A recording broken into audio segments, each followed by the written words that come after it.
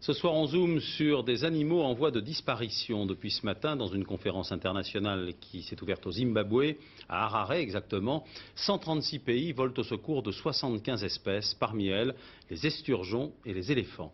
Dominique Dumas, explication. L'éléphant d'Afrique est-il de nouveau en danger? Depuis 1989, l'exportation d'ivoire est interdite. Pourtant, 3 pays d'Afrique australe, le Botswana, la Namibie et le Zimbabwe, demandent une dérogation. La raison économique est invoquée, l'ivoire demeure très prisé, notamment par les Japonais. L'Afrique du Sud envisagerait même une nouvelle autorisation pour exploiter l'ivoire des cornes de ces rhinocéros blancs. À la 10e convention sur le commerce des espèces menacées au Zimbabwe, 136 pays vont devoir statuer. On discutera plus particulièrement du sort d'une centaine d'espèces. Les 3 quarts restent à protéger. Le quart restant pourrait voir la réglementation assouplie. La façon dont on applique, dont on met en œuvre la réglementation internationale dépend largement d'une certaine volonté politique, dirons-nous, des États. Alors bien sûr que tout le monde n'a pas envie d'appliquer de façon très stricte cette réglementation.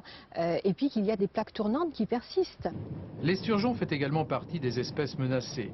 Dans la mer Caspienne, de 220 millions d'individus, on est passé à 45 en quelques années. Le caviar représente un marché de plusieurs millions de dollars où des filières de contrebande parallèles aux circuits normaux se sont créées. Une réglementation stricte pourrait être décidée. Là encore, il faudra tenir compte des économies nationales.